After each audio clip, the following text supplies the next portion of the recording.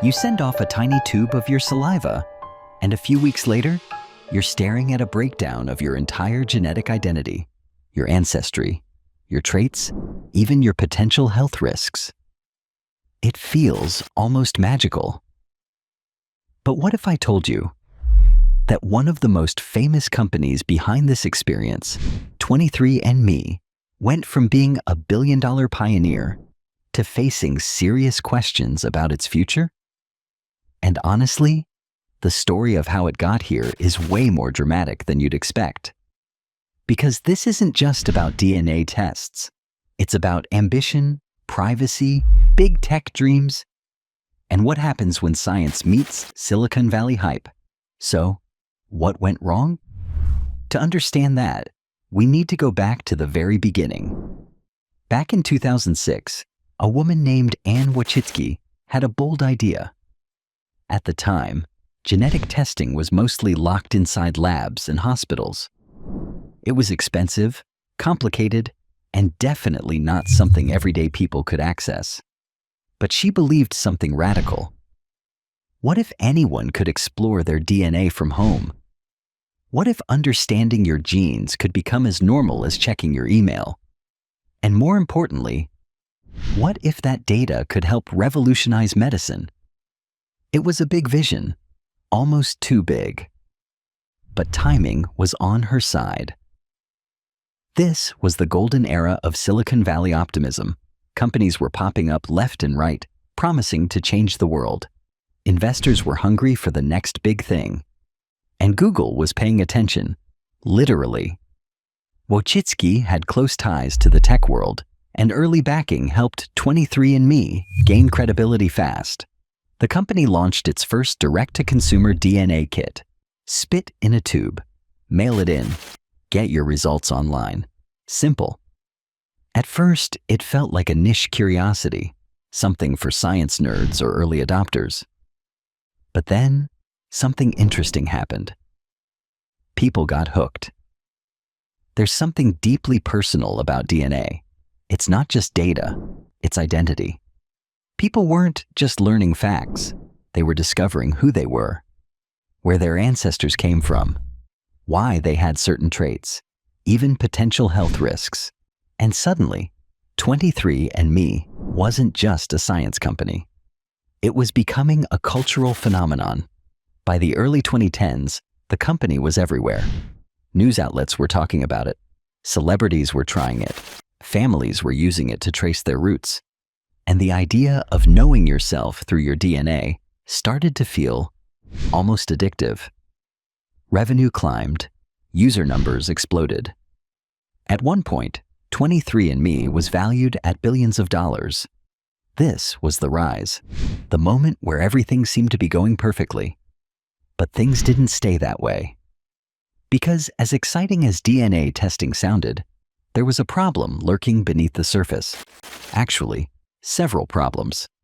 And they were about to hit all at once. In 2013, this is where everything changed. The U.S. Food and Drug Administration stepped in. Up until then, 23andMe had been offering health-related insights directly to consumers, things like genetic risks for diseases. But regulators weren't convinced this was safe. Think about it. If a company tells you you're at risk for a serious illness, what does that do to you? What if the data isn't perfectly accurate? What if people panic? Or worse, make medical decisions based on incomplete information? The FDA basically said, stop. 23andMe was ordered to halt its health reports. Overnight, one of its biggest selling points disappeared. And that hit hard. Imagine building your entire business around empowering people with genetic health insights, and suddenly being told you can't provide them anymore. It was a massive blow. Revenue slowed, growth stalled. And for the first time, people started questioning the company. Was this just a gimmick? Had it gone too far, too fast? But here's the thing, 23andMe didn't collapse. Instead, it adapted. Over the next few years, the company worked closely with regulators. It refined its processes, conducted studies, and slowly rebuilt trust. And eventually, the FDA began to approve certain health reports again. This was the comeback. Not flashy, not dramatic, but steady. Careful, calculated. 23andMe shifted its image from a bold disruptor to a more responsible, science-driven company. And for a while, it worked. Interest picked up again. More people bought kits. The company expanded its database, millions of users contributing their genetic data. And here's where things get really interesting. Because DNA data isn't just valuable for individuals, it's incredibly valuable for research. Pharmaceutical companies started to notice. If you have millions of genetic profiles, you can start identifying patterns. You can link genes to diseases.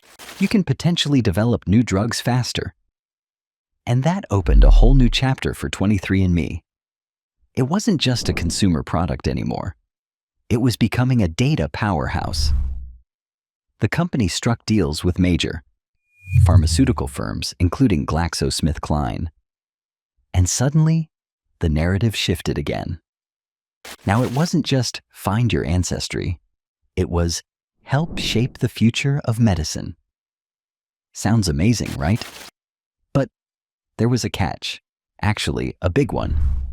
Because this is where the controversy starts to creep in. Think about it for a second.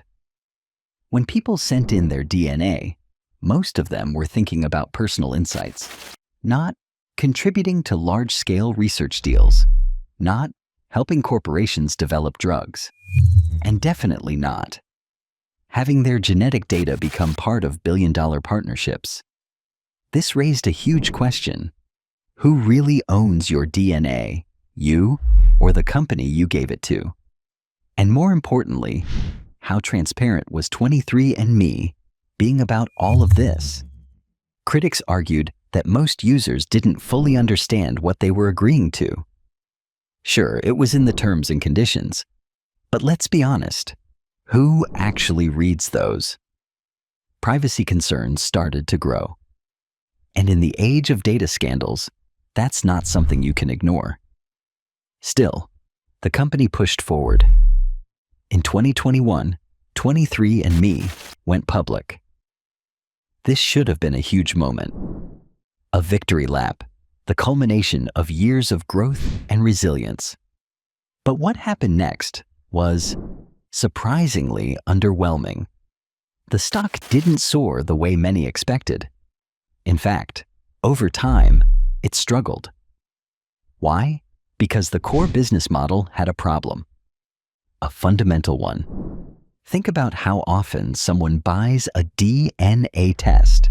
Once, maybe twice. That's it. It's not a subscription. It's not something you keep coming back to. Which means growth has limits. At some point, you run out of new customers. And that's exactly what started happening. The initial excitement faded. The market became saturated. Competitors entered the space. And suddenly, 23andMe wasn't the shiny new thing anymore. It was just one of many. This is where the decline really begins to take shape. Revenue growth slowed significantly. Losses continued. And investors started to worry. Because without a strong recurring revenue model, how do you sustain a company like this long-term? 23andMe tried to pivot. It introduced subscription services. It leaned more into health insights. It doubled down on research and drug development. But none of it quite recreated the magic of those early years. And then, another blow. A data breach. In 2023, reports emerged that hackers had accessed user data through credential stuffing attacks. Even though it wasn't a direct system breach, it didn't matter. The damage was done. Because when you're dealing with something as sensitive as genetic data, trust is everything. And once that trust is shaken, it's incredibly hard to rebuild. Users began to question, is my DNA safe? Who has access to it? What could it be used for? And those questions don't have easy answers. So now, here we are. 23andMe still exists. It's still operating, still offering DNA tests, still pursuing its vision of transforming healthcare through genetics. But it's no longer the unstoppable force it once seemed to be. Its stock has struggled, its growth has slowed, and its future feels uncertain. Not doomed, but definitely unclear. And maybe that's the most fascinating part of this story. Because 23andMe didn't fail in the traditional sense. It didn't crash overnight. It didn't disappear. Instead, it slowly lost momentum. And sometimes, that's even more revealing. Because it shows how hard it is to turn a groundbreaking idea into a sustainable business, especially when that idea involves something as complex and sensitive as human DNA. So what can we take away from all this? Maybe it's a reminder that innovation isn't enough.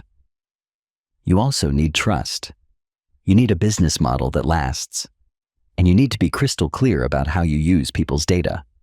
Because in the end, people aren't just customers. They're participants in something much bigger. And if they feel uncertain, they walk away. So here's the question I want to leave you with. Would you still send your DNA to a company like 23andMe today? Or does everything that's happened make you think twice? Let me know what you think in the comments.